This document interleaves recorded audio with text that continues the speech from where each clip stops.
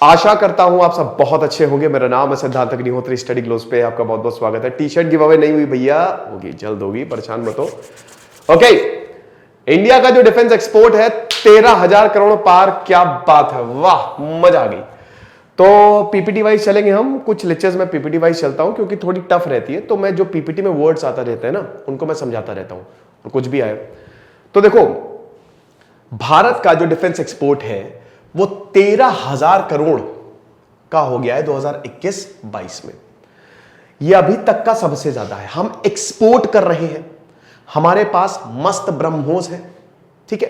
BrahMos missile, उनकी batteries Philippines खरीद रहा है। साउथ ईस्ट एशिया में ब्रह्मोस मिसाइल की मांगे चल रही है कि हमको चाहिए, हम फर्स्ट। हमारे पास एडवांस्ड हेलीकॉप्टर्स है, MRSAM है हमारे पास, ये सारी medium range surface to air missiles. उसके बाद जो हेलीकॉप्टर्स है, हिंदुस्तान एरोनॉटिक्स लिमिटेड ने पिछले साल हेलीकॉप्टर्स दिए थे भैया, पता है ना।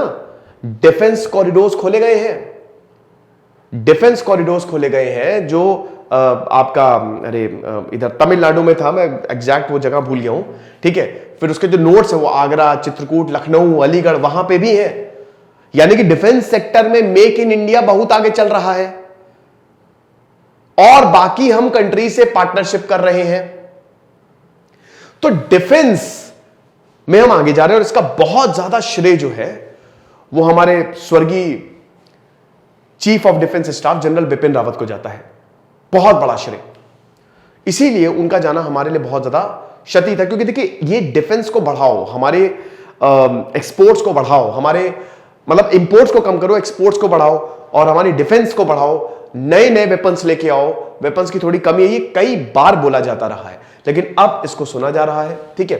अब देखिए 13,000 करोड़ के करीब हमारे डिफेंस एक्सपोर्ट्स जो है वो टच हुए हैं।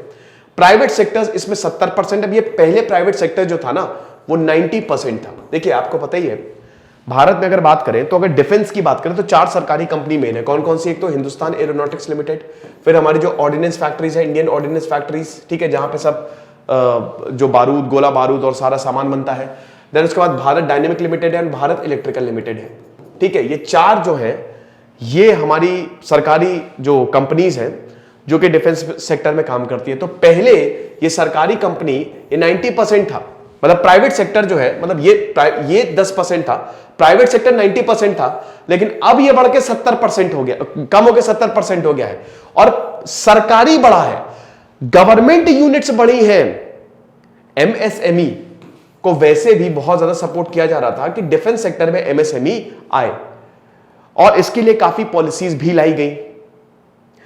अब ये जो पब्लिक सेक्टर है वो ऊपर जा रहा है और प्राइवेट सेक्टर नीचे तो जा रहा है, लेकिन अच्छी बात यह है कि दोनों मिलकर काम कर रहे हैं, जिसकी वजह से हमारे डिफेंस एक्सपोर्ट्स को बढ़ावा मिल रहा है। नई नई चीजें बनाई जा रही हैं, और जितनी नई नई चीजें बनाओगे उतना अच्छा है। अब इसमें DRDO सबसे बढ़िया, इसरो सबसे बढ़िया। डिफेंस में तो खैर DRDO ही है, तो DRDO से मस्त तो कुछ है ही नहीं, वो तो हर दिन कोई नई नई चीजें बना रहा है। ये चीज है। आगे देखते हैं, गवर्नमेंट ने जो टारगेट सेट करके रखा हुआ है 2027 तक 1 ट्रिलियन तक का एक्सपोर्ट चाहिए, 1 लाख करोड़ तक का एक्सपोर्ट चाहिए। अभी तो 13,000 कुछ नहीं है, अभी 1 लाख करोड़ तक जाना है। $400 बिलियन का 2021-2022 तक रखा था एक्सपोर्ट टारगेट ऑफ $400 बिलियन, जो कि आसानी से हो गया। कैबिनेट ने यही अनाउंस किया है कि एक्सपोर्ट को बूस्ट करने के लिए भैया जो टैक्सेस है, जो ड्यूटीज है, उनको कम करना पड़ेगा। देखिए कोई भी अगर आपको बिजनेस को बढ़ावा देना है, सरकार को उस पर टैक्सेस कम करने पड़ेंगे। भारत में टैक्सेस बहुत ज्यादा है, ये तो आप भूल जाइए कि आप टैक्स देते नहीं हो। एक सुई भी खरीदोगे, टॉफी भी खरीदोगे, उसके ऊपर भी टैक्स देना पड़ता है। तो टैक्स तो है। अब जैसे मैं कंपनी चला रहा हूं, मुझे GST भी देना है 18% और इनकम टैक्स भी देना है 30%। तो एक तरीके से इनकम का आधा जाता है सरकार को। कभी भी किसी भी बिजनेस को, हालांकि सरकार ने बहुत स्टार्टअप इंडिया स्कीम, बहुत सारी स्कीम भी लाए हैं, बट भारत सरकार को और ज्यादा बढ़ावा देना पड़ेगा। इसीलिए जो कंपनीज है ना वो बाहर जाती है। चाइना में पॉलिसी बहुत रिलैक्स्ड है, ज्यादातर बिजनेस वहीं खोल लो। ताइवान, कोरिया, अमेरिका, यहां पे जो पॉलिसीज है ना काफी रिलैक्स्ड रहती है। तो यह सरकार को समझना बहुत ज्यादा जरूरी है, लेकिन सरकार अपना पैसा नहीं मारेगी, बात यह है। अब परसेंटेज की बात करें तो भारत का जो एक्सपोर्ट है that is about 18% of the GDP. GDP का 18% है। भारत की जो सर्विस ट्रेड है, आपको पता ही ना, देखिए भारत का जो ट्रेड डेफिसिट 50% हमारा सर्विस है। देखो यार, सर्विस भले ही सबसे कम लोग सर्विस सेक्टर में हो, 1% से कम, क्योंकि भारत के सबसे 60% लोग दे आर इन एग्रीकल्चर। वो एग्रीकल्चर में डायरेक्टली इनडायरेक्टली, लेकिन आउटपुट खाली 18% है। सिमिलरली मैन्युफैक्चरिंग का भी आउटपुट 18% है, लेकिन जो सर्विसेज का आउटपुट है ना वो 64%, मतलब 50% के ज्यादा रहता है। तो जो सर्विस सेक्टर में आप देख लो ना कि हमारी जो सर्विसेज है भैया, अमेरिका में जो बड़ी बड़ी सॉफ्टवेयर कंपनीज हैं उनमें सीईओ इंडियंस हैं, ज्यादातर इंडियंस काम कर रहे हैं सर्विसेज में, तो हमने कमाल किया हुआ है।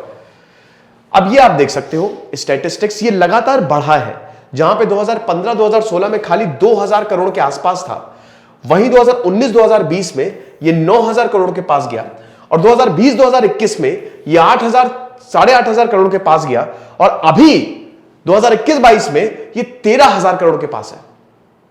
तो ये बहुत अच्छी बात है। हमारा डिफेंस एक्सपोर्ट लगातार बढ़ता जा रहा है और ये अगले साल और ज्यादा होगा। टारगेट ही ऐसा सेट किया हुआ है। सिपरी की अगर बात करें तो भारत 23वें नंबर पे है। देखिए, भारत इंपोर्ट और एक्सपोर्ट की बात करें तो भारत इंपोर्ट भी बहुत करता है और एक्सपोर्ट भी बहुत करता है, लेकिन भारत का जो एक्सपोर्ट है वो 0.3% के करीब है। अगर दुनिया की बात करें तो खाली 0.3% के करीब, 0.17% के करीब है, और इंपोर्ट 11% के करीब है। 11% के करीब है। यहां पे मैंने ग्राफ लगाया होगा, हाँ ये देखिए, अमेरिका सबसे ज्यादा एक्सपोर्ट भी करता है और इंपोर्ट भी करता है।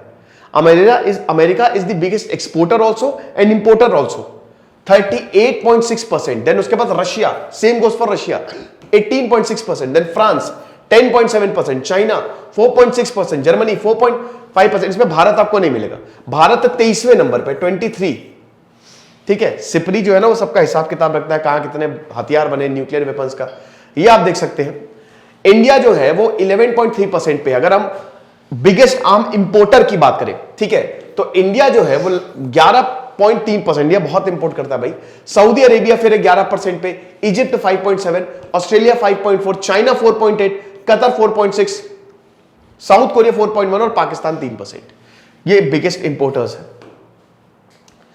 अब ये की पॉइंट्स आप देख लीजिए। डिफेंस इंडस्ट्रियल कॉरिडोर्स खोले गए हैं। जो रिलैक्स पॉलिसी है, मेक इन इंडिया स्कीम के अंदर डिफेंस भी आया है, ये भी बहुत अच्छा है। उसके बाद भैया 2022 में भारत ने $374 मिलियन की डील साइन की थी फिलीपींस के साथ। अभी तक ये सबसे बड़ी डील थी डिफेंस एक्सपोर्ट। इस पे मैंने लेक्चर भी लिया हुआ है, आप देख सकते हैं। और यही नहीं, भारत की जो ये डिफेंस है इसकी मांग पूरे साउथ ईस्ट एशिया में है, क्योंकि चाइना बगल में खड़ा हुआ है। चाइना से थोड़ी ना खरीदेगा वो, अमेरिका के खरीदने से औकात नहीं है। अमेरिका बहुत महंगा प्रोडक्ट बेचता है, इंपोर्टेड है, इंपोर्टेड माल महंगा ही बिकता है। अब भारत बीच में है, भारत मस्त सस्ते में, जैसे हम अफोर्डेबल एजुकेशन पे, अफोर्डेबल एजुकेशन से याद आया, यूपीएससी का भैया हमारा हिस्ट्री ऑप्शनल का कोर्स ले लेना। वही है कि जब सोहेल सर दूसरे प्लेटफॉर्म पे पढ़ाते थे तो यही डिफेंस, यही हिस्ट्री ऑप्शनल का कोर्स जो है वो 50 से 60 हजार का बिकता था। ये हम सिर्फ और सिर्फ 10,000 में आपके लिए लेके आए, ओनली 10,000, बहुत ही सस्ते में हम लेके आए हैं। तो आप इसको जरूर खरीदो। 15 तक सेल है, रात 12 बजे तक, उसके बाद सेल एंड हो जाएगी। सेकेंडली, हमारा जो मेमोरी मैजिक का कोर्स है उसकी क्लास परसों होगी, तो अगर आपको पॉलिटी के सारे आर्टिकल्स याद करने हैं तो उस कोर्स को जरूर अवेल करें, क्योंकि सर की थोड़ी तबीयत खराब होगी तो 14 तारीख से जो है वो मेरी भी वैसे तबीयत नहीं सही है, तो 14 तारीख से क्लास जो है वो शुरू होगी।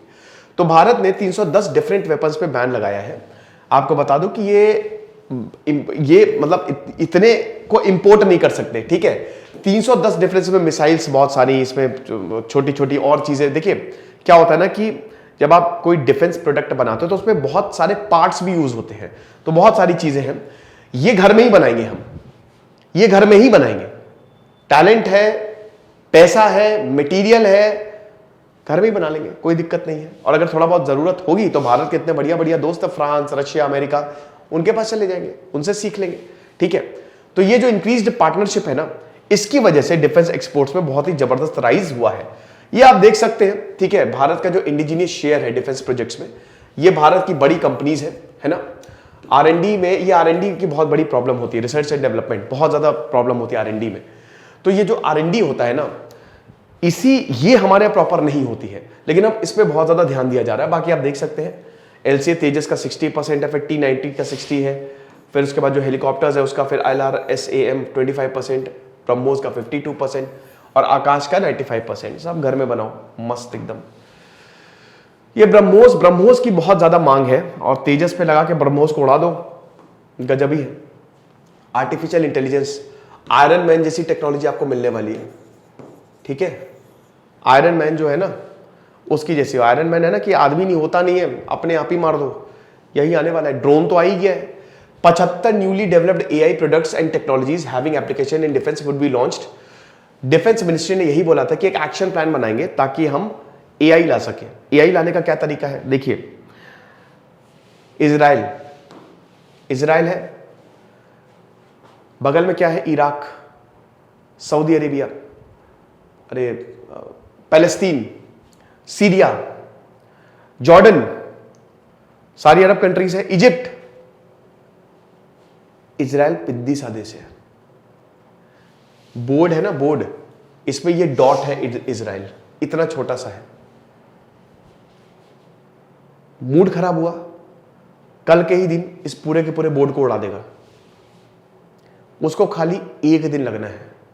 आप लड़ते रहो तलवारों से, वो ऊपर से मारेगा, लेके आएगा हवाई फाइटर जेट्स, सब बम गिरा देगा नीचे, उड़ जाओगे। तभी इजराइल सारे युद्ध जीता। क्यों? आर्टिफिशियल इंटेलिजेंस, ऑटोमेशन, टेक्नोलॉजी, यही युद्ध होने वाला है। कन्वेंशनल वॉरफेयर खत्म। अब अगर कोई ये सोच रहा है कि हमारे पास तो भैया 30 लाख की सेना है, हमारे पास तो भैया 50 लाख की सेना है, हम सारे लोगों को, तुम करते रहो। वो 30 लाख 50 लाख की सेना पे खाली एक प्लेन आएगा, एक आयरन मैन टाइप का आदमी आएगा, बस। आदमी क्या, वो आदमी भी नहीं होगा, ऐसे रोबोट आएगा, तार तार तार, खेल खत्म, कुछ नहीं, गया कन्वेंशनल वॉरफेयर गया। नया जो है ना, अब जो नई वॉरफेयर आ रहा है वो बहुत ही डेंजरस है। साइबर वॉर तो चालू ही है, हर जगह साइबर अटैक्स होते ही रहते हैं। और आर्टिफिशियल इंटेलिजेंस भैया, ये automation, unmanned robots, robotic system, cyber security, human behaviour analysis, बहुत जबरदस्त है यार। और इसमें नई नई कंपनीज भी आ रही हैं, इनमें अपना करियर बना लो। आर्टिफिशियल इंटेलिजेंस में अगर मतलब बहुत ही 6-7-8 महीने में अगर आपको खूब पैसा कमाना है, बहुत पैसा कमाना है, करोड़ों रुपए कमाने, तो आर्टिफिशियल इंटेलिजेंस में कर लो। कि ये एक स्टार्टअप अगर आपको करना चाहिए, क्योंकि इंडिया में इसकी कमी है। देखो पकड़ते कैसे हैं, सिंपल ट्रिक है। देश में देखो किस चीज की कमी है, या जिस भी एरिया में आपको बिजनेस खोलना है, वही चीज स्टार्ट कर दो। उसकी डिमांड बहुत है, आर्टिफिशियल इंटेलिजेंस की डिमांड बहुत ज्यादा है, बहुत ज्यादा। सरकार हाथों हाथ खरीद ले इनके प्रोडक्ट्स, लेकिन कंपनीज नहीं है। तो इसीलिए AI पे दांव लगाओ, अपना मशीन लर्निंग पे दांव लगाओ, जो जितनी चीजें लिखी है ना इन सब पे दांव लगाओ। बाकी जय हिंद, जय भारत, विजयी विश्व, तिरंगा प्यारा, झंडा ऊंचा रहे हमारा। तो यही है, भारत आगे बढ़ रहा है और हम सब का ये कर्तव्य है कि हम भी भारत को आगे बढ़ाएं। बिल्कुल। बाकी हमारे कोर्सेज को आप जरूर अवेल करें, थोड़ा स्टडी ग्लोस को भी आप आगे बढ़ाइए। तो सिद्धांत अग्निहोत्री साइनिंग ऑफ।